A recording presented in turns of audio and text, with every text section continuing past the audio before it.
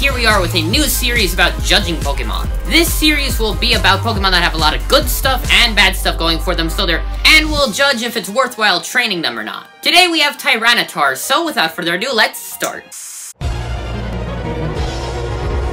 Before we start judging Tyranitar, we should probably gather some stats and info on it. When we look at the stat table for Tyranitar, we see that its stats are pretty well balanced except for speed, which is a given considering Tyranitar is, after all, a rock type. And as far as we know, rocks don't like to move that very much. They don't. That is one of the main negative points about Tyranitar, because that speed is not so great.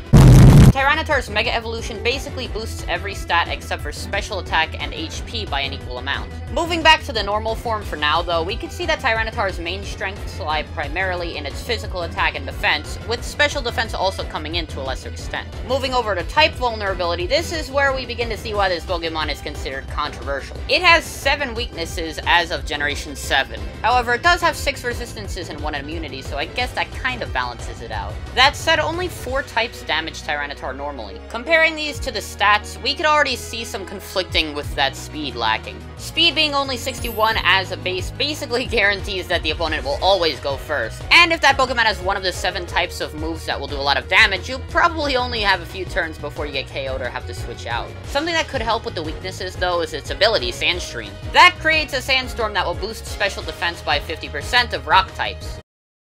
That means Tyranitar. And it also pecks away at the opponent's HP 1/16 at a time, provided that it's not a Steel, Rock, or Ground type. Just like scribble that away, it's basically 150 for the first 5 turns of battle. That temporarily makes it its highest stat. This actually gives you a chance to get a few hits in before you're vulnerable. It's also a benefit in that about half of the weaknesses Tyranitar has retain a majority of special attacks, and that boost of special defense would probably come in handy against those. The third part of the info in general that I wanted to get was moves, which is quite a major thing. I mean, you can't really do anything with Pokemon besides moves, except, like, they could walk, they could eat, they could, not much else, actually. The 3 most powerful moves in terms of sheer damage inflicted that it learns are Hyper Beam, Giga Impact, and Thrash, all normal-type moves that have a pretty devastating recoil effect. Those 3 will probably limit your amount of turns, something that is vital for a Pokemon with 7 weaknesses. That's why I'd say to skip these moves and go on to moves that would get Stab or have better effects, such as Rock Slide or Dark Pulse, which are basically the same thing,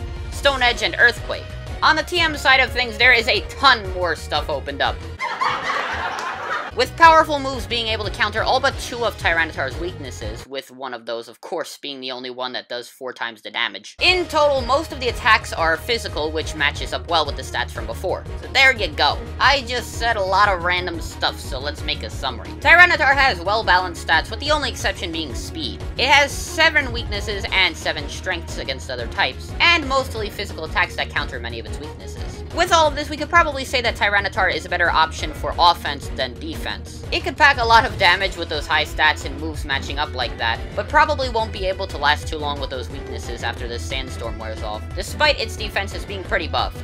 Because of that, it's pretty far-flung from being a defense primary. But to the main question, is Tyranitar worthwhile to train? Well, it would take a while to do that considering the leveling rate is pretty slow, but this Pokemon could be used quite effectively with some strategy. For example, using a Sandstream to kick up a Sandstorm, then on Tyranitar's 4th turn switching out to a Pokemon, if you have one, that is immune to its negative effects. Then just send Tyranitar back out and bam! Perpetual special defense boosting and damaging machine. And then when those 2 are KO'd, it's only a matter of time before the Sandstorm wears off and doesn't give you those negative effects anymore to your own team. Keeping a Fire-type move on hand would also be good, especially Fire Blast or Flamethrower. Oh wait, those are the only ones. Well, just keep whichever one you think would be most beneficial, or both. They're both pretty good, because it counters 3 of Tyranitar's weaknesses, those being Steel, Bug, and Grass. It would also be best to fight these types during a Sandstorm with your special defense boosted, because Steel and Grass have a lot of strong special type attacks. Although I typically hate items that have the X prefixes, just because of how they kind of waste a turn and stuff. Giving an X speed to Tyranitar could actually give you an edge over Pokemon in a pinch. I'd say use this in combination with a damage-dealing status effect like Burn, Poison, or Confusion.